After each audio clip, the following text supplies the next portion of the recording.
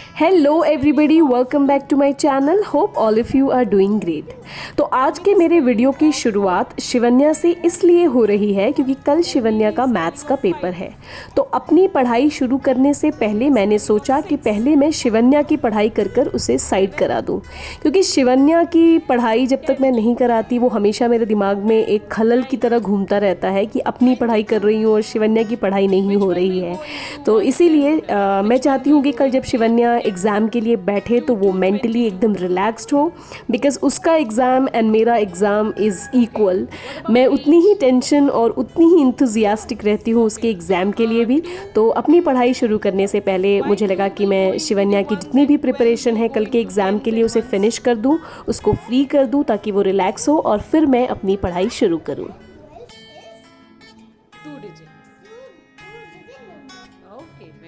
तो अब बज रहे हैं दोपहर के 2 और अब जाकर मुझे फुर्सत हुई है कि मैं अपनी पढ़ाई शुरू कर सकूं।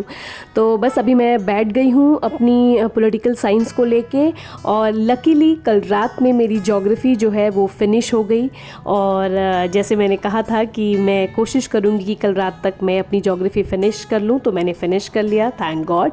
और आज एक्चुअली सुबह से शुरुआत करनी थी लेकिन किसी कारणवश नहीं हो पाई, तो अब समय मिला है तो अब से शुरुआत करती हूँ, जितना हो सकेगा फिनिश कर लूँगी।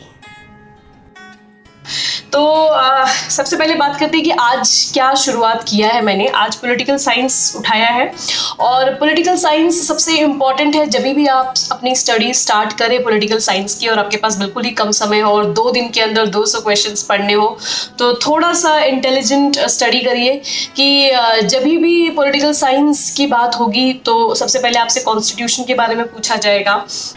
कॉन्स्टिट्यूशंस कब बना, who is the founder of the constitutions, और कौन से, like India is a democratic country, like so democratic के 4 इंपॉर्टेंट पिलर्स कौन कौन से हैं और उन चारों का काम क्या होता है। तो ये कुछ बेसिक चीज़ें हैं जो पॉलिटिकल साइंस में आपको स्टार्ट करना चाहिए जहाँ से पढ़ना। तो अभी तक मैंने कुछ 15 क्वेश्चंस पढ़े हैं।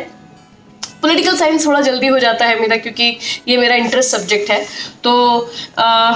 तो अभी जो मैंने पढ़ा है, पहले तो मैं आपको ये बता दूं कि किस तरीके से मैं आगे बढ़ रही हूँ, कौन कौन सी चीज़ें हैं जिनको मैं थोड़ा सा डिटेल स्टडी कर रही हूँ। सबसे पहले जो मैंने स्टार्ट किया है वो है हमारा democracy. India is a democratic country. तो सबसे पहले डेमोक्रेसी होती क्या है, और 4 पिलर्स ऑफ डेमोक्रेसी मैं अभी पढ़ रही थी, तो मुझे लगा कि उसी के बारे में बात कर लेती हूँ बिकॉज अभी बहुत ज़्यादा पढ़ाई मैंने की नहीं है।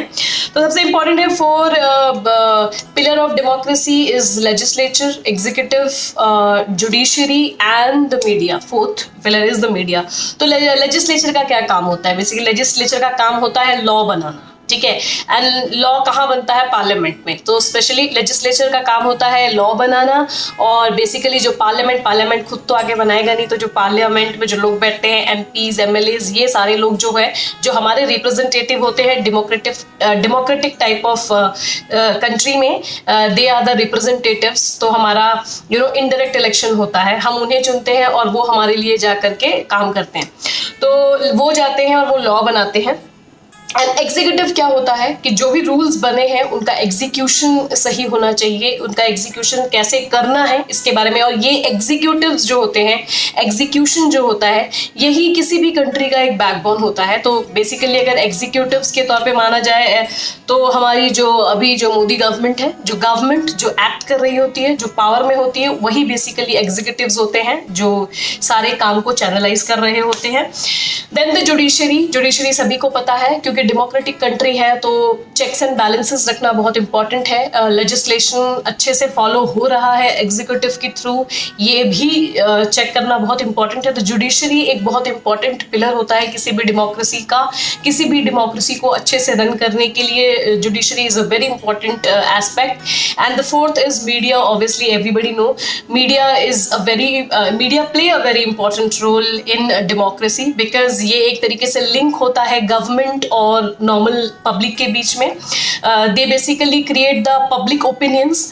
सरकार, हमें तो पता नहीं चलेगा बिकॉज इतनी बड़ी पॉपुलेशन है, कैसे पता चलेगा सरकार क्या नीतियां बना रही है, वो नीतियां सही हैं कि नहीं है, या क्या लॉ था उस लॉ के अकॉर्डिंगली नीतियां बन रही हैं कि नहीं। तो ये सारी चीज़ों की जो ट्रांसपेरेंसी है, ये मीडिया की रिस्पॉन्सिबिलिटी होती है हम तक पहुंचाने की, और हमको सही या गलत के बीच में भेद करने के बारे में, ये पब्लिक ओपिनियन जनरेट करने में बहुत ज़्यादा हेल्प करती है।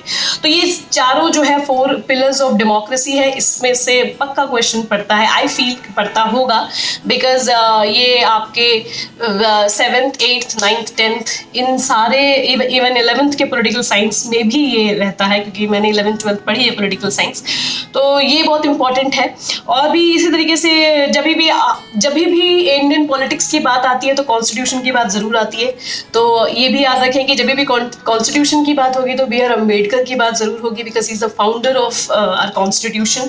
Then we have the fundamental rights, fundamental duties, state legislation, ये सारी चीज़ें थोड़ा सा इसके बारे में जानकारी रखिएगा।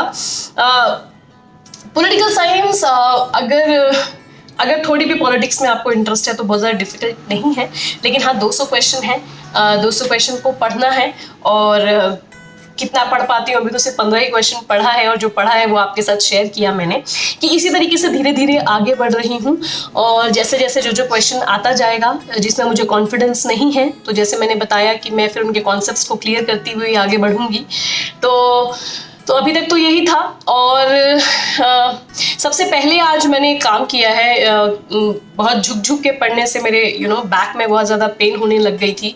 तो सबसे पहला काम जो मैंने आज सुबह उठ करके किया शिवन्या के एग्ज़ाम के बाद, वो मैंने अपना एक स्टडी एरिया, अपना मेरा जो वर्क एरिया है उसको डिसाइड किया, ताकि मेरा पोस्चर ठीक बैठे, क्योंकि बहुत देर तक बैठने से बैक एक बहुत ज़्यादा होने लग गया था, तो it is not good for long run.